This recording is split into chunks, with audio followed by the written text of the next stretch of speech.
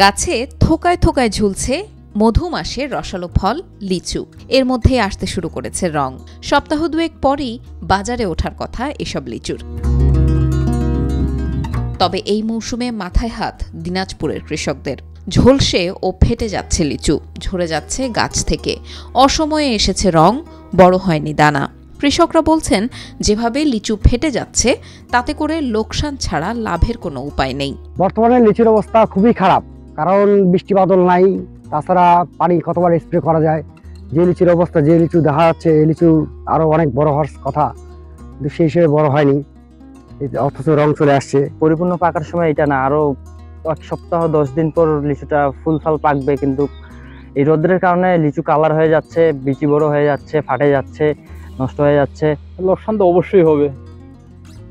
মনে করি 3 ভাগের 1 ভাগ পাবো, 2 ভাগ শেষ। বাগানের ইনভেস্টমেন্ট ফেরত আসবে কিনা কোনো নিশ্চয়তা নেই ভাই, কারণ এমনিতেই ফলন নাই। আর সব থেকে বড় বিষয় যেটা, বৃষ্টির কোনো সম্ভাবনাই দেখি না। বৃষ্টি ছাড়া ফলের কোনো রেজাল্ট আসবে না।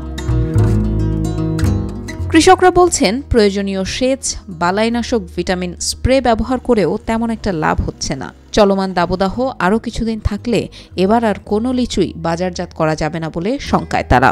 লিচুর অবস্থা বেশি একটা ভালো না। লিচু মনে করেন যে এই নষ্ট হয়ে যাচ্ছে, পানি বীজ দেওয়া হচ্ছে, তারপরেও ভালো হচ্ছে না, কীট হচ্ছে বেশি, পড়ে যাচ্ছে। আসলে বৃষ্টি ছাড়া কখনো কোনো কিছু হয় না। আমরা যতই পানি দেই, বৃষ্টি স্প্রে করি, কোনো লাভ নাই। আকাশের বৃষ্টি না হওয়া পর্যন্ত কখনো কোনো ফল পরিপূর্ণ হয় না। বাজারের হিসাব মতে জেলায় প্রতি বছর 600 থেকে 700 কোটি টাকার লিচু বেচাকেনা হয়। সবচেয়ে বেশি দামে বিক্রি হয় চায়না 3 জাতের লিচু। সেই সাথে এই জেলায় উৎপাদিত বেদেনা ও হাড়িয়া জাতের লিচুর দামও বেশ ভালোই পান চাষিরা। এই 3টি জাত ছাড়াও এই জেলায় উৎপাদিত হয় মাদ্রাজি, কাঁঠালি, বোম্বাই জাতের লিচু। মাটির গুণাগুণ ও আবহাওয়ার কারণে দিনাজপুরের লিচু দেশ বিদেশে বেশ সমাদৃত।